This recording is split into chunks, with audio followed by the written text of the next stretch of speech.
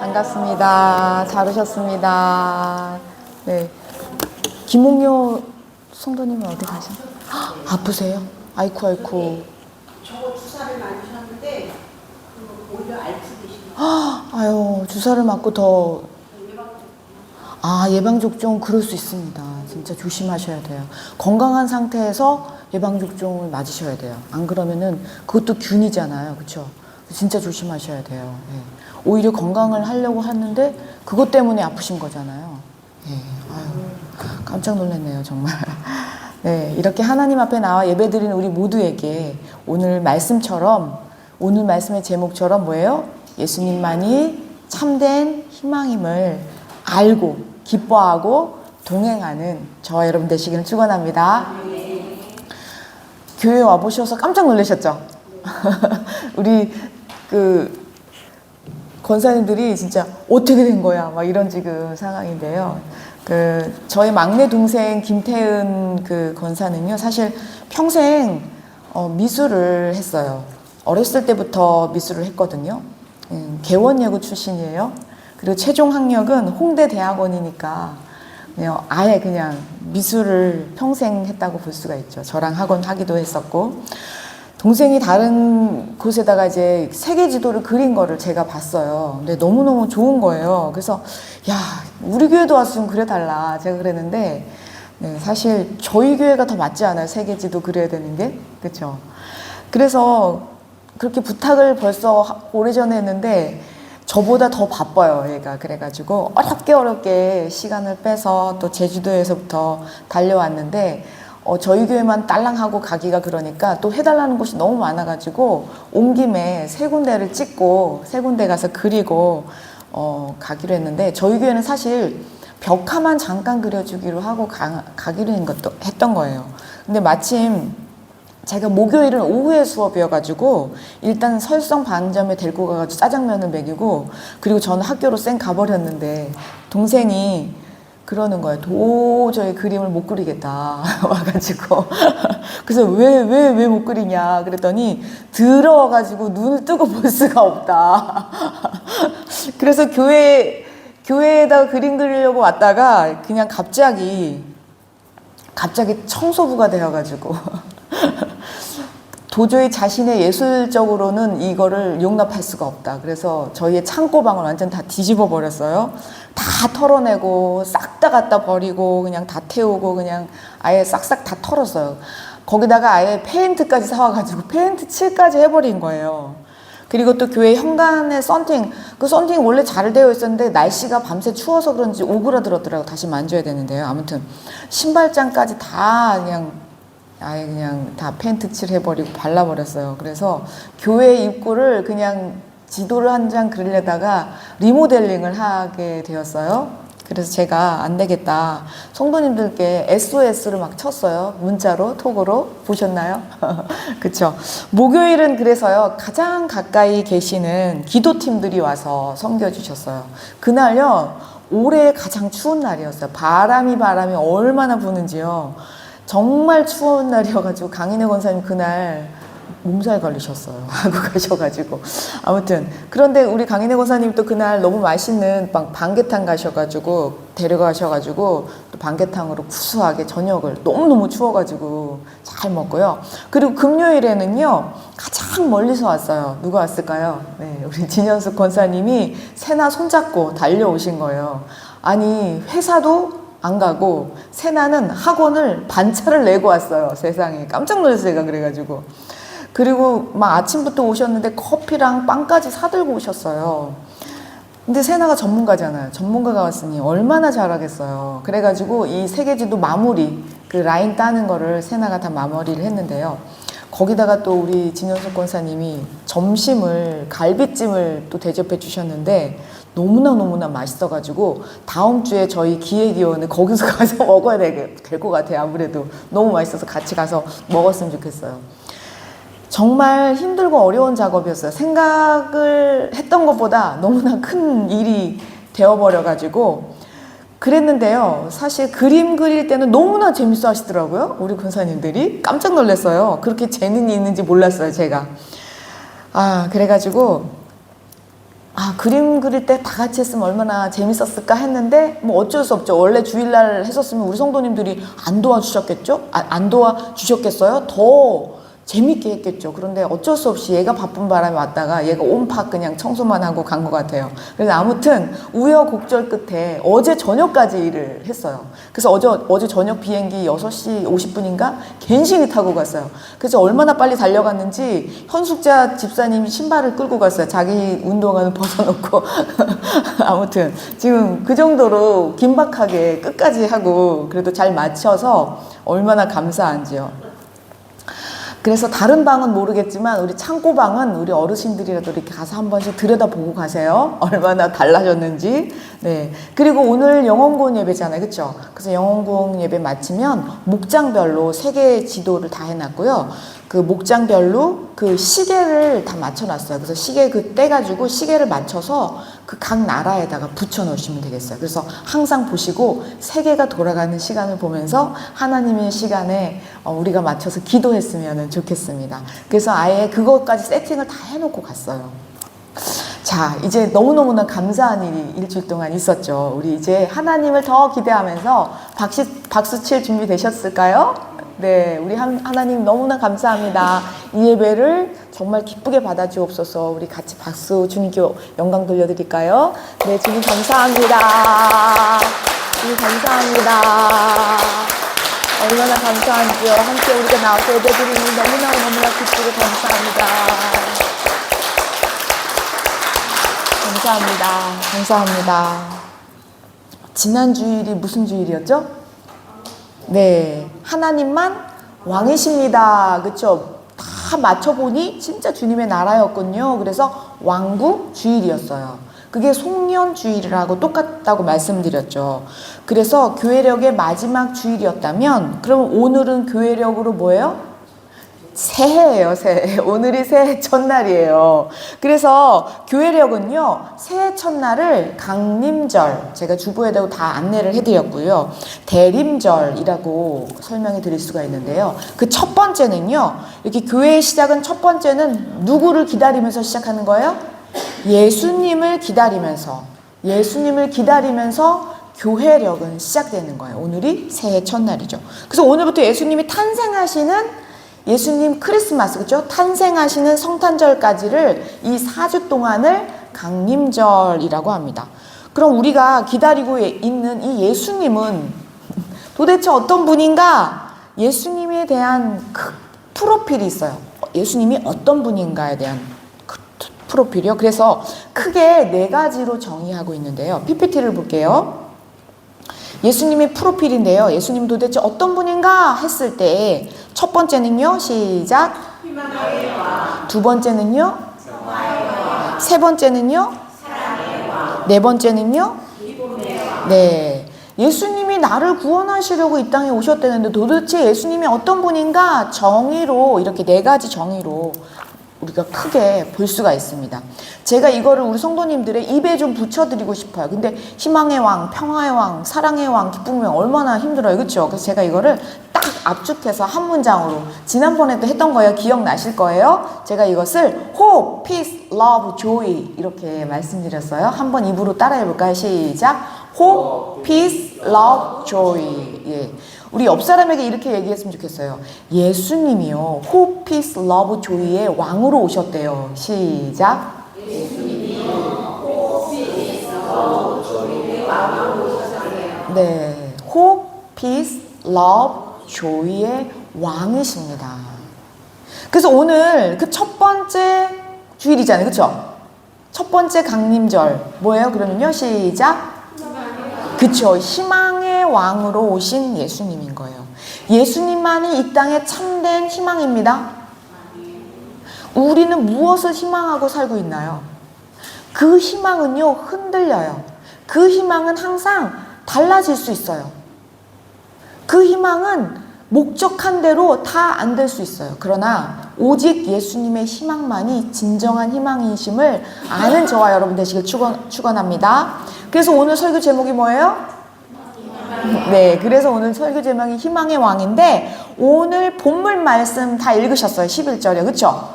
거기에 설교 제목이 들어있어요.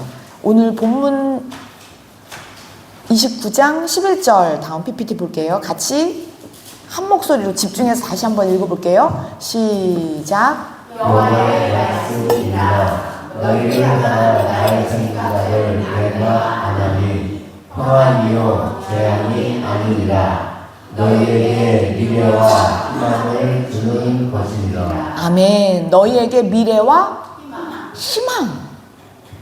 희망은요 현재예요, 미래예요? 미래에 있을 거잖아요, 그렇죠?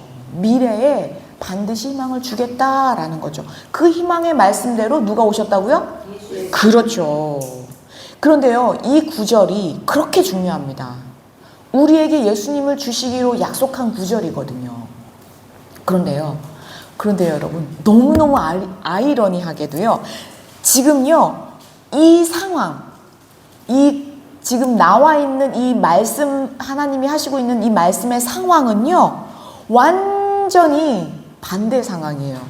희망은커녕 완전히 폐허가 된 상황, 재앙이 된 상황, 평안은 찾아볼래야 찾아볼 수도 없는 그런 상황에서 말씀하고 있다라는 거예요. 그래서 제가 어제 단톡에 예레미야 29장을 읽어오세요 했는데 읽어오셨을까요?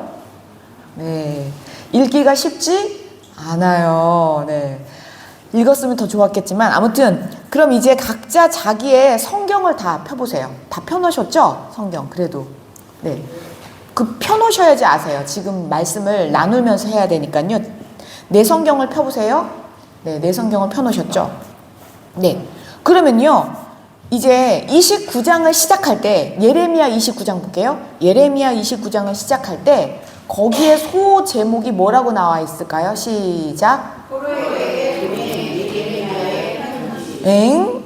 지금 이 말씀이요. 오늘 본문 말씀은 뭐를 주시겠대요? 희망을 주시겠다는데 누구에다가 보낸 편지예요? 포로요. 포로에게다 편지를 보냈다니까요. 보세요. 지금 이 글은 누가 쓴 거예요? 그렇죠. 우리가 예레미야 하면은 무슨 선지자라 그러죠?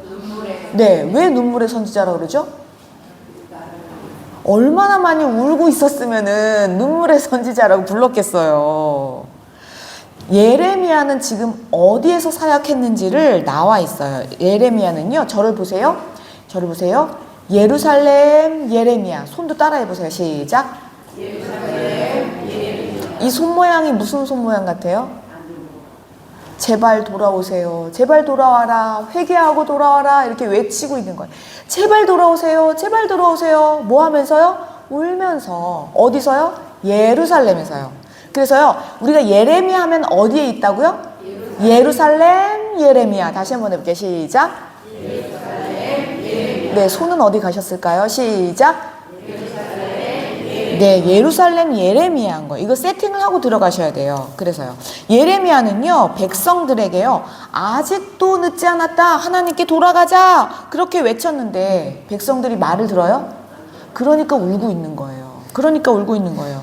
예루살렘 성전은요, 완전히 다 불타버리고 폐허가 되어버렸어요. 그래서 예루살렘은 어느 정도냐면요, 시체 위에 시체가 쌓여서 더 이상 이 캐피탈 시티의 기능을 할 수가 없었을 만큼 예루살렘은 폐허가 됩니다.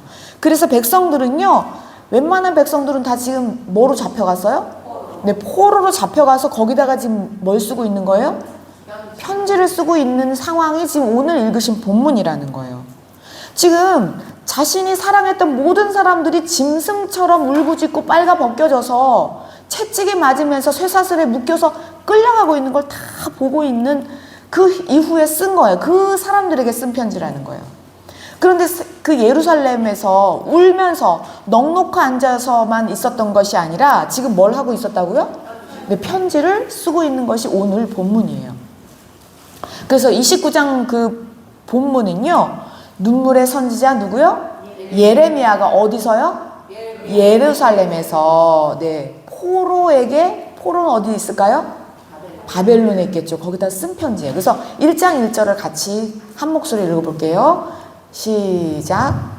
선지자 예레미야가 예루살렘에서 이 같은 편지를 누가 몇 살이 예루살렘에서 바벨론으로 끌고 간 포로 중 남아있는 장로들과 제사장들과 선지자들과 모든 백성에게 보내는데 모든 누구에게요? 백성에게 뭐 하고 있다고요? 편지를. 그러니까 선지자 예레미야가 어디서요?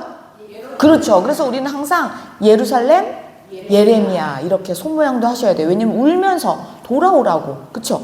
그래서 편지를 썼는데요. 어떻게 얘기를 하고 있냐면 느부갓네살이 쳐들어왔잖아요. 어디서요? 바벨론에서 쳐들어와가지고 그렇죠? 바벨론으로 포로들을 다 어떻게 해요? 끌고 가버린 거예요. 그래서 보니까 거기에 누가 끌려갔나 자세히 기록했어요. 먼저는요, 앞에다가 기록한 사람들은 다 종교 지도자들이에요. 누가 끌려갔어요? 장로. 또 누가요? 제사장들. 그리고 또 누구요? 선지자들 싹 다 끌려간 거예요. 이렇게 종교 지도자들 뿐만이 아니라 모든 백성까지 끌고 간 거죠. 근데 성경은요, 또 그 다음에 어떤 사람들도 잡혀갔는지 아주 자세하게 기록합니다. 2절도 같이 볼게요. 2절 시작. 그때는 여호야 왕과 라호와 궁중 외치들과 유다와 예루살렘의 고관들과 기능공과 토공들이 예루살렘에서 떠나더라. 네, 기능공과 토공까지. 이게 누구죠? 도자기 만들고 뭐 손으로 뭘 만들 수 있는 모든 기술자들, 다시 말해서 우리나라 지금으로 보면 어떻게 과학자들, 그쵸? 그리고 옛날 우리나라도 일제 침략 때 뭐 했어요? 기능공, 토공, 도자기 만든 사람, 웬만한 사람 다 끌고 갔어요. 집 만드는 사람 다 끌고 갔어요. 조금이라도 기술 있는 사람 다 끌고 갔어요. 예. 지금요, 어마어마한 사건이죠. 지금 보니까는 무슨 왕이래요? 맨 처음에 그때는 여고니아라는 왕이 좀 생소해요, 그렇죠? 이 왕은요, 여호야긴 왕인데 그러니까 이름이 한 개가 아니고 두 개였던 거죠. 애칭이에요. 그래서요, 여호야긴 왕이었다라는 거죠. 그러니까 왕이 끌려갔으니까 누구도 끌려가요? 예, 왕후도 또 누구도요? 내시도 또 누구도요? 네, 고위공직자, 공무원들 싹 다 끌려갔을 뿐만이 아니라 그러니까요, 리더들은 싹 다 잡혀간 거예요. 거기다가 기술이 조금만 있다고 하는 사람들도 다 지금 잡혀갔구나. 지금 그런 상황인 것을 알 수가 있습니다. 그리고요, 예레미야의 편지를 누가 가져갔다라고까지 기록하고 있어요. 아, 예레미야가 편지를 그냥 보낸 게 아니라 공식으로 누가 이렇게 가져갔구나 볼 수 있습니다. 3절을 같이 읽겠습니다. 시작. 유다의 왕 시드기야가 바벨론으로 보내어 바벨론의 왕 느부갓네살에게로 가게 한 사반의 아들 엘라사와 시드기야의 아들 그마랴 편으로 말하되. 네, 유다의 왕 누구래요? 네, 저를 따라합니다. 시드기야. 다시요. 시드기야. 왜 이 시드기야가 중요하냐면요, 시드기야 때 이 유다가 완전히 멸망합니다. 그래서 마지막 왕이에요. 우리나라 조선시대 마지막 왕처럼 지금 유다, 어떻게 보면 하나님 나라잖아요. 그렇죠? 그 하나님 나라의 마지막 왕이 누구라고요? 시드기야였다는 거예요. 그래서 이 시드기야 왕이 뭐 해야 되냐면요, 바벨론에다가 뭐를 바쳐야 돼요? 조공을 바쳐야죠. 세금 바쳐야 되는 거예요. 그래서 공식적으로 바벨론의 왕 누구에게요? 느부갓네살 왕에게 지금 조공을 바치려고 사람을 뽑았어요. 누구요? 엘리사와 그마랴. 옛날에는 이름을 쓸 때 아버지 이름하고 같이 썼어요. 그래가지고 아버지 이름을 쓰고 아들 이름. 왜냐면요, 이름이 비슷한 게 많았잖아요. 그렇죠? 그래서 그렇게 아버지 이름을 넣었기 때문에 우리가 헷갈리지만 헷갈릴 필요 없어요. 그냥 엘리사와 그마랴가 지금 조공을 바치는 사신으로 갈 때 누구 편지를 가져간 거예요? 그렇죠. 예레미야의 편지를 가져다가 그 바벨론에 전달. 굉장히 거리가 멀거든요. 그래서 이렇게 편지를 가져갔구나라고 볼 수가 있습니다. 그리고 예레미야가 쓴 편지 내용은요, 4절부터 시작해요. 근데 29장이 거의 예레미야의 편지 내용인데 이걸 다 하려면 또 설교가 너무 길어져서 제가 오늘 중요한 포인트만 짧게 짚고 넘어갈 거예요. 그래서 4절, 5절 예레미야가 쓴 편지입니다. 읽어보겠습니다. 시작. 만군의 여호와 이스라엘의 하나님께서 예루살렘에서 바벨론으로 사로잡혀 가게 한 모든 포로에게 이와 같이 말씀하시리라. 너희는 집을 짓고 거기에 살며 텃밭을 만들고 그 열매를 먹어라. 네, 지금 너희는 뭐를 지으래요? 집을 지으래요. 집을 짓는 일이 쉬워요, 어려워요? 쉽지 않아요. 그리고 얼마 동안 살려고 집을 지어요? 한참 동안 살려고 집을 지어요. 집을 지은다는 거는요, 정말 오랫동안 계획을 하고 집을 짓는 거예요. 예. 나영주 권사님이 이천에다가 집을 얻으셨는데 거기 뭐 몇 년만 살 거야 이렇게 하고 가요? 이제는 거기 가서 끝까지 잘 살아봐야지 이러고 거기다가 분양을 받으신 거잖아요. 집을 지으라는 거예요. 그뿐만이 아니죠. 또 뭐를 만들으래요? 텃밭을 읽으래요. 먹으라는 거죠. 만들어서 집 짓고 잘 살고 거기서 먹어라. 그런데 뭐까지 열매까지요. 열매 보세요. 복숭아 나무만 해도 그냥 심어서 바로 그 해에 먹을 수 있어요? 몇 년 걸리나요, 권사님? 복숭아 나무 심으면 3년을 기다리셔야 된답니다. 그러니까 집을 지으려면 엄청 오래 걸리겠죠. 밭을 가꾸려면 또 시간이 걸리겠죠. 나무를 심어서 열매를 먹으려고 한다면요, 굉장히 시간이 걸리는 거예요. 그러니까 하나님은요, 지금 바벨론 땅에서 잠깐 있을 거라는 거예요? 오래 있을 거라는 거예요? 하나님은요, 이 백성들, 자기를 거슬려서 대적해서 벌받는 이 백성들에게 거기 가서 이렇게 살게 될 거야 라고 미리 말씀해 주시고 계시는 거예요. 그뿐만이 아니에요. 6절에 가면은요, 6절에 보면은요, 아예 거기서 너희들은 할머니, 할아버지가 될 거야 라고 얘기하십니다. 읽어볼게요. 6절이요. 같이 시작. 아내를 맞이하여 자녀를 낳으며 너의 아들이 아내를 맞이하며 너의 딸이 남편을 맞아 그들로 자녀를 낳게 하여 너희가 거기에서 번성하고 줄어들지 아니하게 하라. 네, 보세요. 거기서 아내를 어떻게 해요? 맞이하래요. 그래서 아내를 맞이했으니 누구를 낳아요? 자녀를 낳았겠죠. 그런데 너희의 자녀들이 커요. 그쵸? 그러니까 너희 누구요? 아들이, 그쵸? 내가 키운 아들이, 또 너희의 딸이 뭐 하래요? 아내를 맡고 남편을 맞이해서 그들로 또 뭐래요? 그러니까 뭐가 되래요? 거기서 할머니, 할아버지가 되어라. 할머니, 할아버지가 되려면 1, 2년이 걸려요? 아니, 내가 거기 가서 결혼을 해서 애를 낳아서 애가 커서 그 애가 애를 또 낳았어요. 보통 30년 이상은 봐야 되겠죠. 그렇게 되면 30년 이상인 거예요. 그런데 하나님의 목적은 이거예요. 너희가 거기서 번성하고 뭐 하지 말래요? 하나님 나라의 백성들의 수가 줄어들지 말게 하라는 거예요. 하나님은 그게 관심이 있어요. 하나님 나라 백성이거든요. 지금 바벨론에서 봤을 때는 포로지만 하나님의 보시는 입장에서는 하나님 나라거든요. 그러니까 줄어들지 말게. 우리 번성하라 이 말씀은 어디서 기억나는 게 없을까요? 아담과 하와에게 주신 똑같은 명령이에요. 또 있어요. 노아 방주 사건 이후에도 번성하라. 똑같은 단어가 아담 때도 번성하라. 노아 때도 번성하라.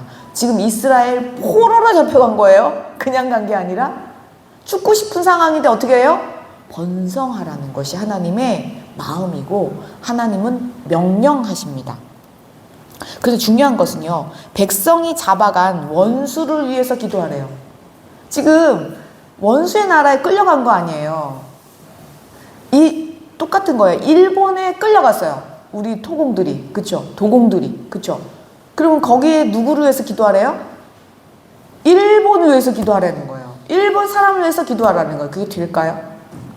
쉬운 일이 아니에요. 그런데 하나님은요, 끌려간 백성들에게 그 나라와 그 사람들을 위해서 이렇게 기도하라 라고 아주 구체적으로 기록하고 있습니다. 7절을 읽어보겠습니다. 7절 시작. 너희는 내가 사로잡혀 가져간 그 성의 평안을 구하고 그를 위하여 여호와께 기도하라. 이는 그 성읍이 평안함으로 너희도 평안할 것이라. 하나님은 누구를 위해서 기도하라는 거예요?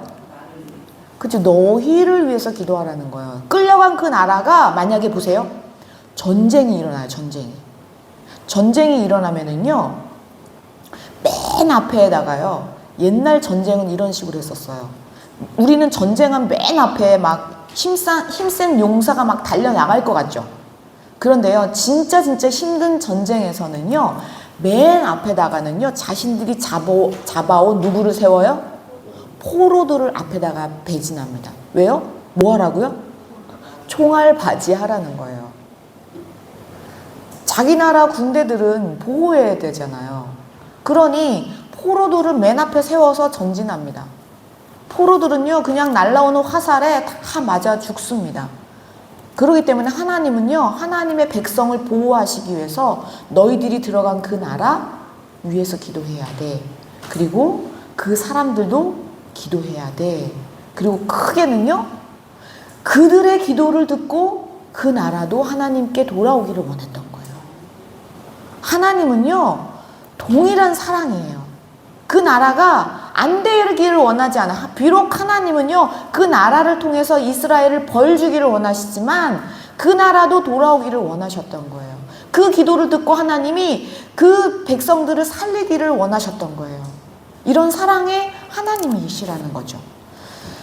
그런데요, 더 자세한 그 하나님의 말씀이 있는데요. 이단을 조심하라고 또 써 있어요. 볼게요. 29장 8절입니다. 같이 읽어보겠습니다. 8절 9절이 좀 길지만 같이 좀 집중해서 읽을게요. 시작. 만군의 여호와 이스라엘의 하나님께서 이같이 말하노라. 너희 중에 있는 선지자에게와 전쟁에게 미혹되지 말며 너희가 큰 꿈도 보지 듣고 믿지 말라. 내가 그들을 보내지 아니하였어도 그들이 내 이름으로 거짓을 예언함이라. 여호와의 말씀이니라. 네, 지금 보니까 아까 처음에 보셨을 거예요. 종교 지도자들이 다 끌려갔잖아요. 제사장들, 선지자들 다 끌려갔는데 선지자들이 거기 가서요.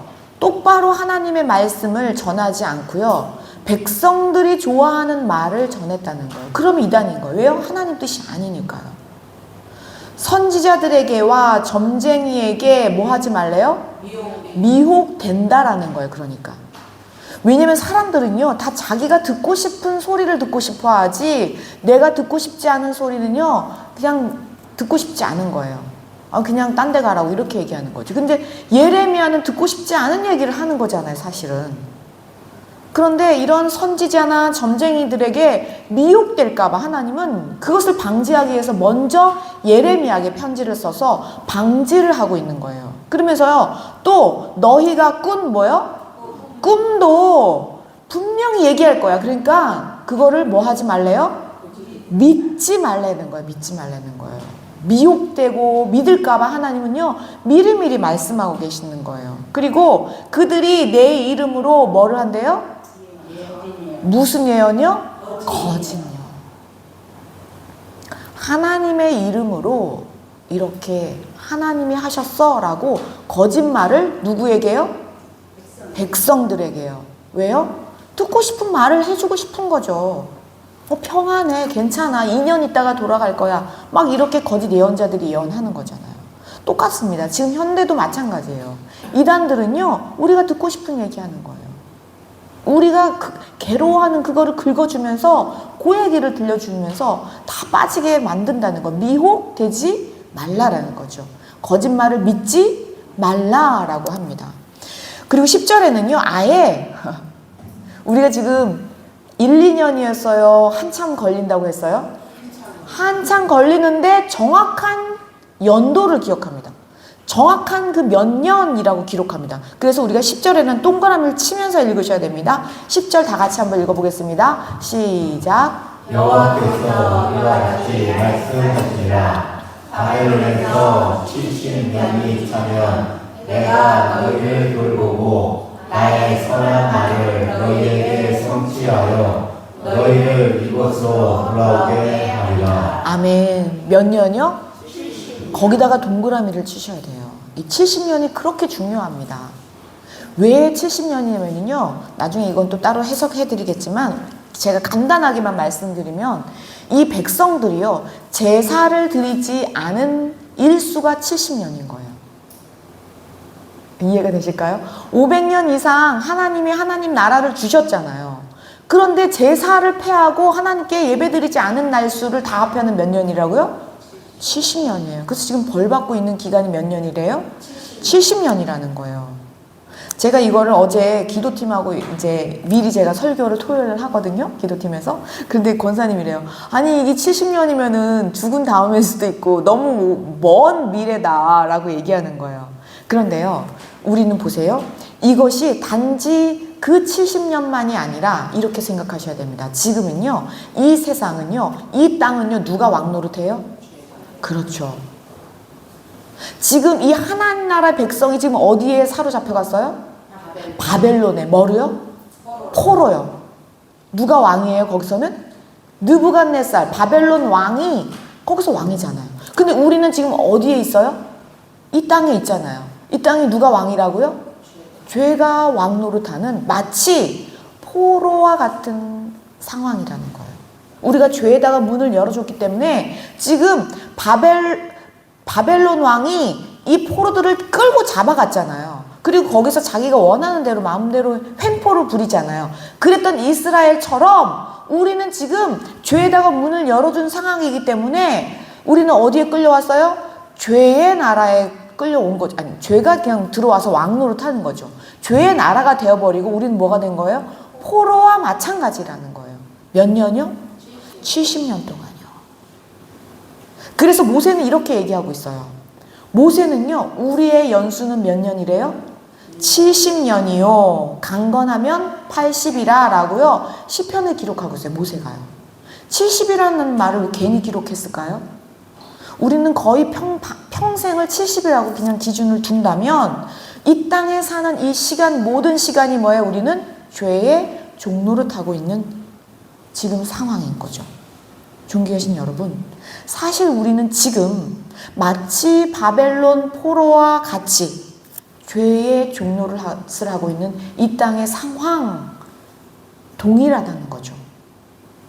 그래서 바벨론의 70년처럼 오늘 우리도 죄의 종노릇으로 몇 년이요? 네, 인생이 70이라고 하잖아요. 그래서 우리는요, 정말 이 죄의 종노릇하고 있는 이 상황에서 잘 살아보려고 해요. 그렇죠? 그러나 항상 뭐예요? 죄에 넘어질 수밖에 없는 입장이라는 거예요. 왜냐하면 죄에 포로된 상황이거든요. 우리가 이걸 아셔야 됩니다. 그래서 우리가 이 땅 가운데 산다는 것은요, 마치 바벨론에 끌려간 죄의 종노릇하는 포로처럼 살고 있다라는 거죠.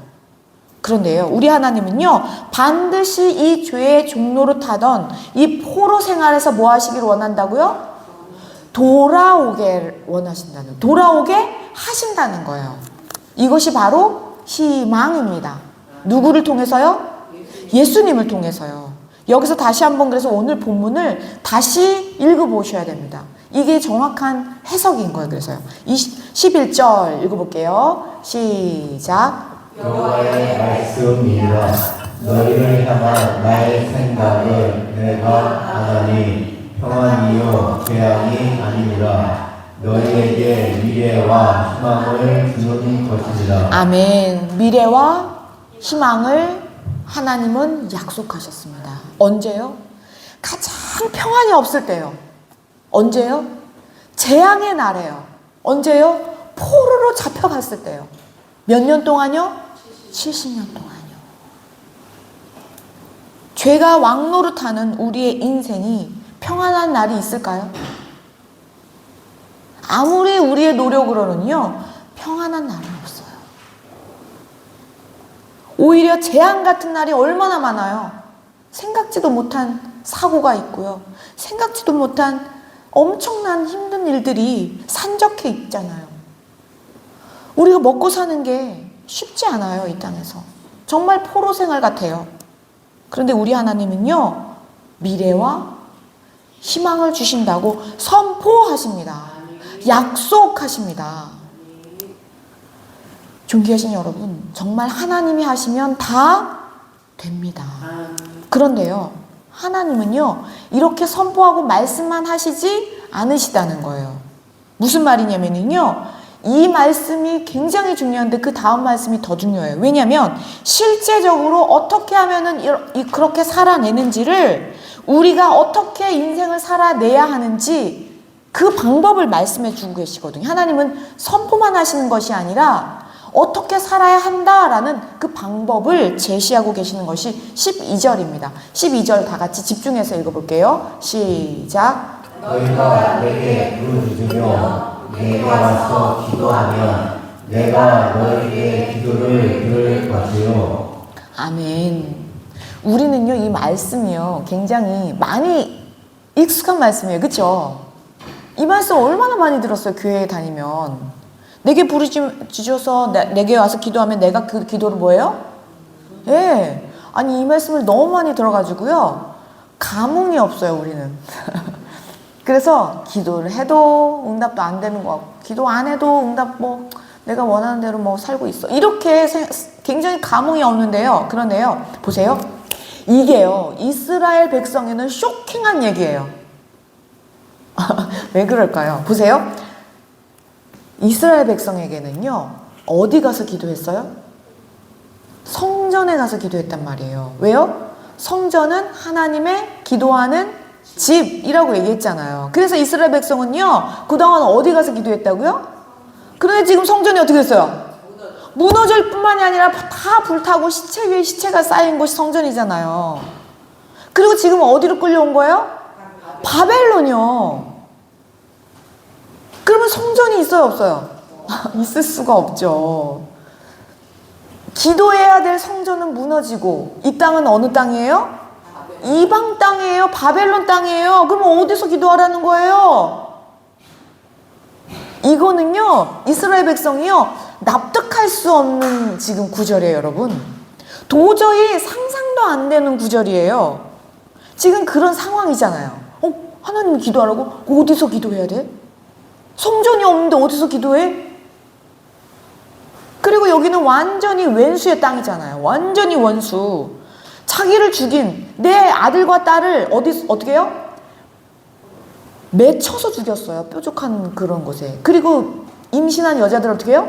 배를 갈랐다니까요. 그 속에 보석을 먹었는지 다 삼키잖아요. 보석 삼키잖아요. 배를 갈라서 그거 꺼내는 거예요. 내 형제자매를 다 죽였던 그 무시무시한 사람들 거기서 기도하라고요? 있을 수가 없는 얘기죠. 아니, 우리가 가서 죽여도 부족할 판에 기도하라니요. 근데 우리는 이 말씀을 딱 떼어서 읽으면 우리는 이상하지가 않아요. 우리의 상황으로 읽으니까. 그래서 그 상황이 그렇게 중요한 거예요. 지금 너무나 흔한 일이잖아요. 우리가 뭐 하나님께 기도하면 하나님 들어주신대. 그쵸? 그런데 이스라엘 백성에게는요, 도저히 있을 수가 없는 상황인 거죠. 왜요? 그 당시는 제사를 드려야 죄사함을 받는다라는 그러한 제사의 규례가 있었잖아요. 근데 지금 제사도 없는데 기도만 하면 들어주신다?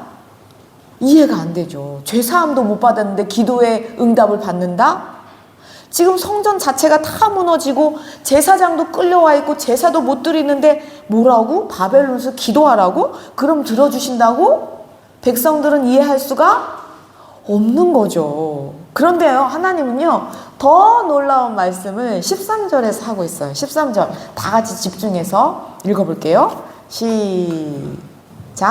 너희가 온 마음으로 나를 구하면 나를 찾을 것이요 나를 만나리라. 아멘. 우리는 이거 그냥 너무나 많이 들어서 그냥 만나 주신대 라고 하지만은 이스라엘 백성은요, 지금 충격을 받습니다. 뭐 만나줘? 하나님 만나면 어떻게 그 당시에는요? 죽어요. 하나님 만나면 죽는단 말이에요. 그래서 하나님 만나기를 두려워했어요. 왜? 휘장이 있었잖아요. 근데 휘장까지 다 지금 태워진 바 됐잖아요. 지금 성전이. 근데 하나님 만나주신대요. 나를 찾아보래요. 내가 만나줄 거야 라는 거죠. 이 말씀은요, 이미 신약을 하나님은 준비하고 계신 말씀이세요. 예수 그리스도를 통해서 만나주시겠다. 예수 그리스도가 희망이다 라고 하시는 말씀을 이미 선포하시고 실현하는데 어느 땅에서부터 시작하는 거예요? 바벨론이요. 포로로 잡혀간 그 땅에서부터 시작하겠다라고 하나님은 말씀하세요. 우리도 지금 포로와 같은 상황이잖아요.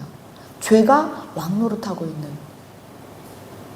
저는 그래서 우리 설성감리교회 성도님들과 포로와 같이 지내는 것이 아니라 오늘 말씀하신 이 말씀을 듣보다 하기를 축원합니다.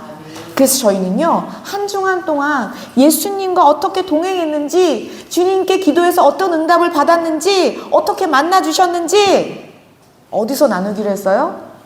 목장에서 나누기로 했잖아요. 저희 주일마다 우리 청년부들과 함께 그것을 나누는데요, 매일매일 눈물바다예요. 왜요? 만나주셨으니까요.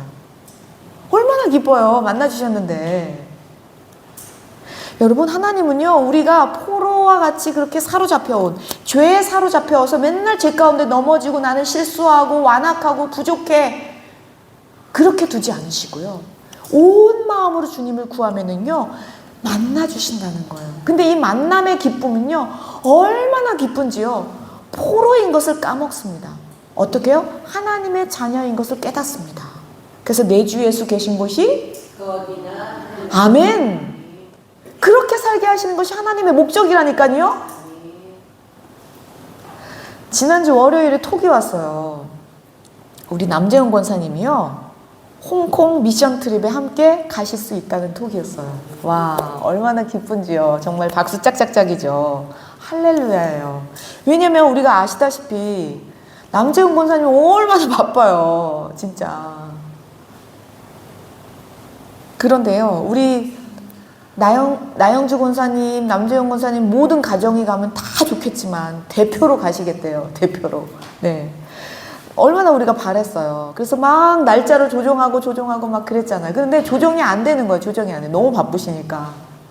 근데 지난주에 우리 남재은 권사님이요, 말씀을 붙들고 온 마음으로 예수님을 구한 거죠. 예수님을 만난 거예요. 어떻게 만나요?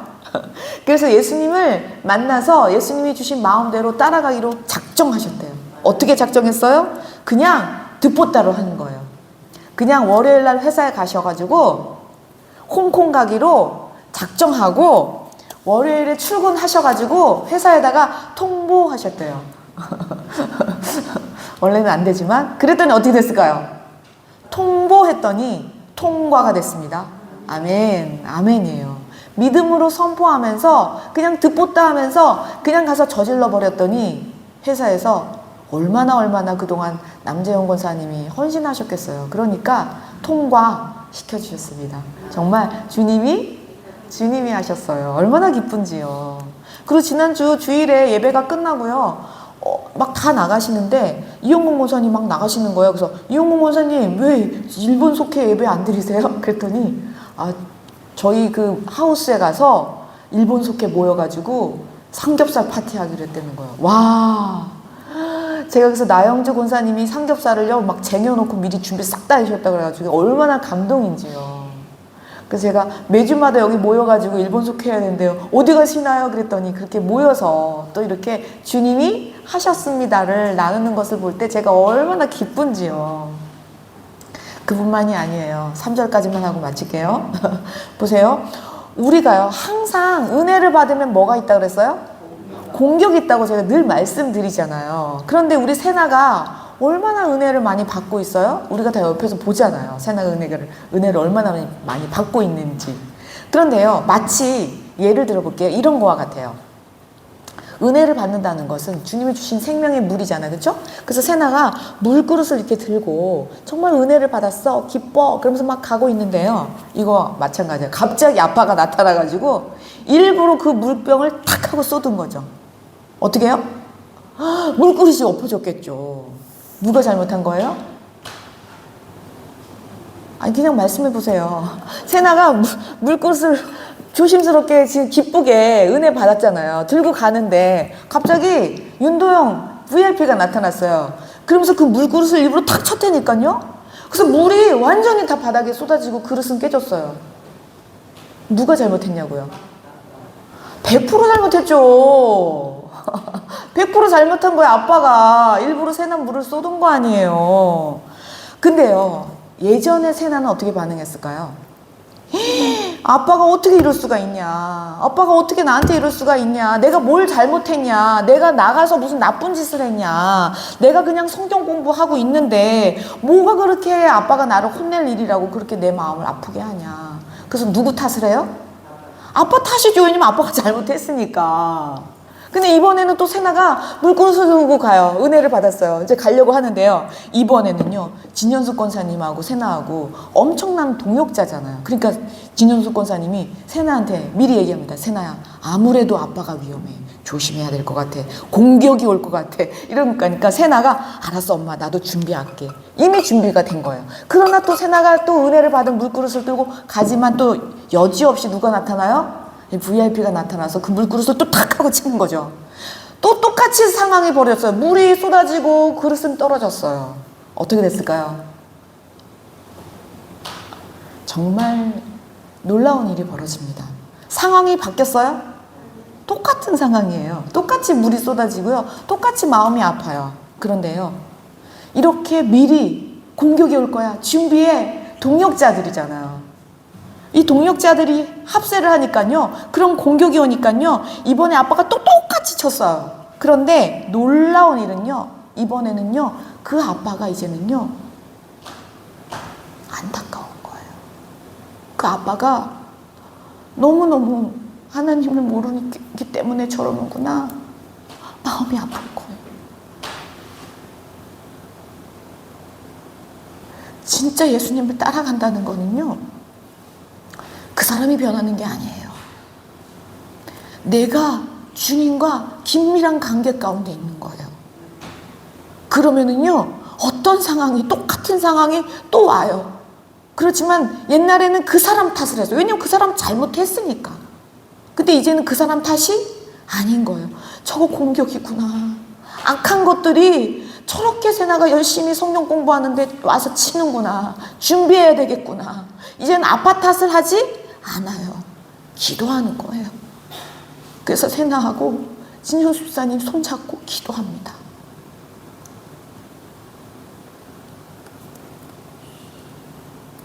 이제는 그 아빠를 탓하지 않아요. 그 아빠가 하나님을 몰라서 그래. 그 아빠가 하나님을 알면 더 잘할 거야. 그러니 우리 세나야 같이 기도하자. 아빠를 위해서. 그런데 사실 부부는 그게 더 힘들어요. 왜요? 나를 사랑해서 결혼했잖아요. 세나는 딸이잖아요. 부부는 정말 힘들거든요. 근데 진현숙 권사님도요, 그 고백을 하는 거예요. 옛날 같았으면 저 인간 진짜 미워가지고 진짜 내 감정을 어떻게 할 수 없었는데 이제는 어떻게 해요? 저 영혼이 정말 너무 가엾다. 저 영혼이 너무 가엾다. 정말 주님이 만져주시기를 바라는 마음인 거예요. 이게 예수님을 만나는 거 아닌가요? 이게 예수님이 저를 만나주시는 거 아닌가요? 똑같은 상황이 계속 반복됩니다. 우리에게는요. 왜냐면은 죄의 종로로 타고 있는 지금 이 온 세상이거든요. 우리는 주님과의 관계가 긴밀할수록 기도하면서 온 마음으로 주님을 구하면 주님이 마음 주시는 대로 하잖아요. 정말 그곳이 하늘나라가 되게 하십니다. 내 주 예수 계시는 곳이니까요.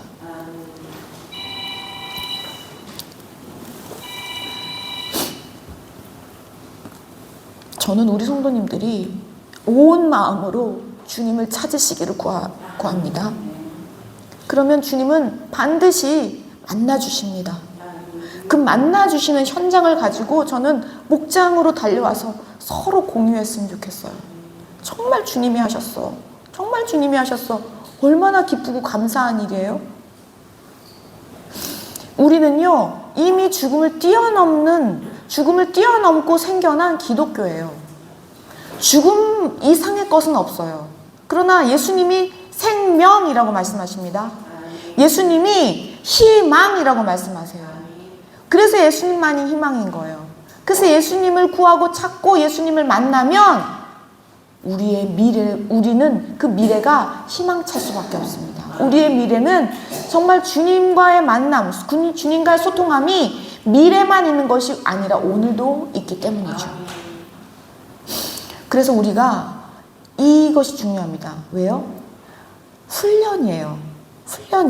예수님 듣보다 합시다. 말씀 훈련합시다. 그런데 그게 쉽지 않아요. 그래가지고요, 우리 김연승 권사님 아드님이 지금 밖에서 기다리고 계시는데 따님이 가시면서 그런 말씀을 하세요. 지난 수요일에도 우리 권사님 정말 듣보다 하기를 원해서 매일매일 성경을 읽기를 원해서 아예 침대 맡에다가 돋보기를 걸어놓고 주무신대요. 눈 뜨면 읽으려고. 그래서 따님이 오히려 그걸 보고 감격을 하면서 우리 엄마가 정말 말씀에 붙들려서 저렇게 열심히 하시는구나를 보고 수요일 날도 가시면서 어성경을 못하고 하는 게 제일 아쉽습니다 이러고 가셨어요. 지금 벌써 오셨네요. 아무튼 이렇게 듣보다 하는 것은요, 하루아침에 되는 일이 아니다. 몇십 년 걸려요? 70년이라고 말씀하셨어요. 70년 동안 우리는 마치 포로 생활하는 것 같이 죄의 종으로 타는 것처럼 살고 있지만 뭐 하면 돼요? 듣보다 하시면 됩니다. 그리고 온 마음으로 주님을 찾고 기도의 자리로 나아가시면 주님이 어떻게 해요? 만나 주십니다. 만남이 있으면 그 다음은 그냥 풀려나갑니다. 내가 하는 게 아니거든요. 그럼 정말 누가 하세요? 정말 주님이 하신다니까요. 세나의 마음과 우리 진현숙 권사님의 마음을 누가 만나주셨어요? 주님이요. 주님이 만져주셨기 때문에 똑같은 상황에서도 똑같이 반응하지 않고 기쁘게 반응하는 거예요. 오히려 그 영혼을 불쌍히 여기는 거예요. 이것이 바로 듣보다 한 결과입니다. 그래서 아주 옛날에 유행했던 유행가예요.